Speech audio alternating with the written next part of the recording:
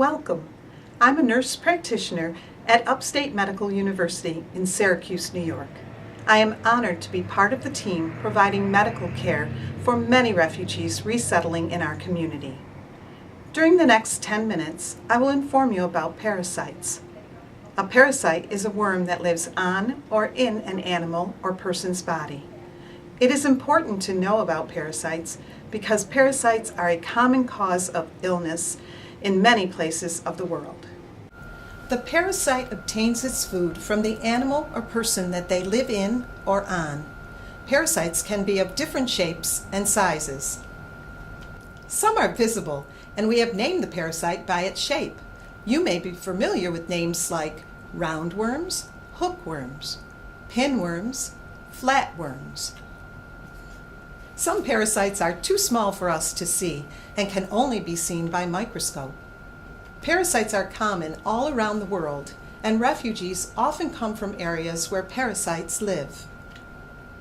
The parasite usually enters the body through our mouth, by eating food or drinking water contaminated with the parasite. Our skin, often by walking barefoot on soil. The parasite is too small to see when it enters our body in this way. It often enters as an egg. It hatches and grows in our body. Some parasites have the name of the animal that they most commonly live in, such as dog tapeworm, pork tapeworm, fish tapeworm. The pork tapeworm may enter our body if we eat pork that is not properly cooked. When parasites enter the body, it often does not make the person or animal sick. It can live and reproduce in your body for a long time. Years later, it makes you sick. The sickness is similar to other types of infections. You may have fever, abdominal pain, diarrhea, or cough. Some parasites are visible in stool, but it often requires a microscope to see the parasite eggs that are passed in our stool. Some parasites are not easy to find because even when the worm is inside the body, eggs and worms might not always come out in the stool. A blood test often helps the doctor find an infection in your body. Some types of parasites can be passed from one person to another. Hand washing and proper sewage disposal is very important to prevent the transmission of the disease. If someone in your home or family is infected by a parasite, the doctor will decide if other members of your home should be treated. Many refugees have received treatment for parasites before immigrating. You likely received this treatment. The treatment killed many, but not likely all types of parasites.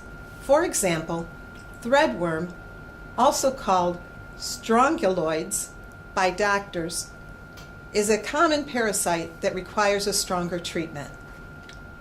The medicines commonly used are called albendazole, ivermectin, and praziquantel. The medications are very effective and usually safe.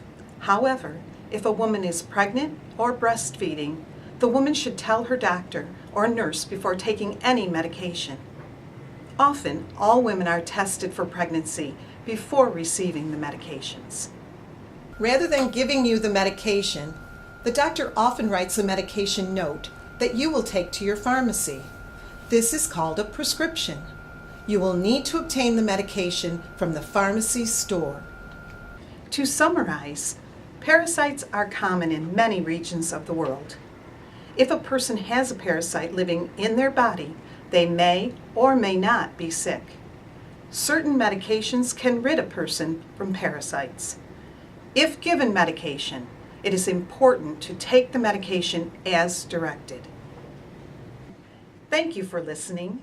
We at Upstate Medical University in Syracuse, New York, hope that this information has been helpful to you and are grateful for the generous support of the Central New York Community Foundation. We wish you the best. The video was made possible by the effort of refugee volunteers and the financial support of the Central New York Community Foundation. We are very grateful for the Community Foundation's support of this work and many other projects over the years in the Syracuse community.